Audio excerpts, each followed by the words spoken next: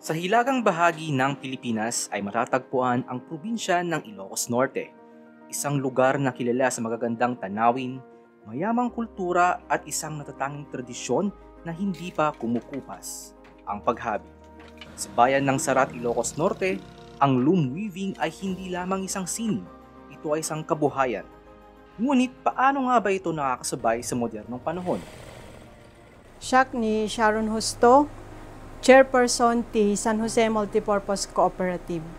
Ti nang rugyan da ito yung cooperative San Jose Multipurpose, babaen kadagiti agtaltalon, idi 2000.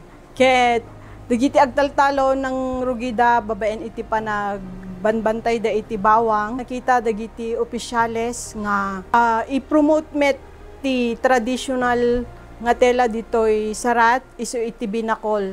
Ket adda dagiti babae nga nakapag-training dagiti sumarsaro nga generasyon kasi dagiti umuna nga generation ti weavers ditoy Sarat ket babaket dan nagpa-training ti San Jose Multipurpose Cooperative kadagiti ubing tapnon maitultuloy daytoy nga produkto mi daytoy tradition nga binakol. Toy Sarat adda dagiti naayat nga government agencies nga tumultulong kada kami kas kumaiti DOST Region 1 ken DOST PTRI isuda dagiti sumopsuporta kada kami ken isuda pay dagiti maararamat tapno iti kasta mai-market mi dagitoy product mi nga binakol ti i-market dano di pay ket dagiti nagduduma nga crops mi kas kumakadagiti bags imadumet dagiti market mi ken imadumet dagiti production da dagiti agdadait haanlaeng nga agdadait ken dagiti weavers mi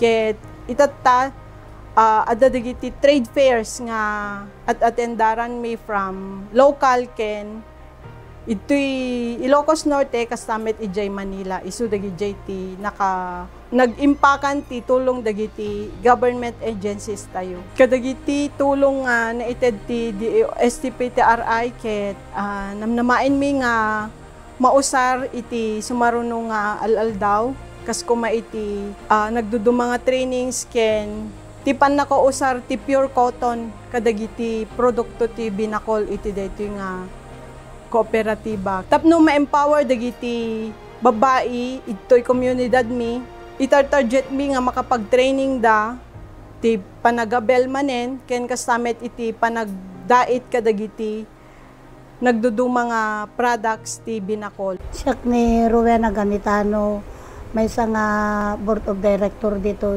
ko San Jose Multipurpose. Nabayaga ko nga agdadait 2014 idinang rumi kang magdadain. Kaya agyaman kami kadagiti man mas assist kada kami na DOST ken PTRI ken kastamet ti DTI ken ti munisipyo dito sa. Agyaman kami ti DOST ti tultulong nga itedyo kada kami sir ma'am ket amok nga adu dagiti naipaay na nga tulong kadagiti kababaihan ditoy lugar mi tapno iti kasta mausar dapay iti anyaman nga panagtraining da kayo nga nakasagana nga tumulong kada kami nang nangruna kadagiti masapol iti panaka-improve pay daytoy nga produkto mi kas kuma iti training tapnon haanlaing nga ditoy Ilocos Norte iti maka-appreciate kadagiti nga products mi ket iti sumaruno nga tawen mai-market mi iti sa bali nga lugar kas kuma iti foreign countries. Dawaten mi nga ikan kami pa iti training tapnon makapag-produce kami pa iti sa bali nga design ti binakol cloth ken kastamet kadagiti binakol crops. Ket namnamain mi nga adda kayo nga tumulong kada kami. Thank you po. Sa tulong ng Department of Science and Technology Region 1 at DOST Philippine Textile Research Institute, binibigyan ng bagong buhay ang loom weaving industry sa pamamagitan ng siyensya at teknolohiya at pagsasanay. Ang San Jose Multipurpose Cooperative ay hindi lamang gumagawa ng produkto. Sila rin ay nagtuturo ng susunod na henerasyon ng mga manghahabi upang mapanatili ang tradisyong ito. Mula sa lokal na komunidad, patungo sa mas malawak na merkado, ang kanilang mga produkto ay patuloy na kinikilala bilang simbolo ng galing ng mga Ilocano.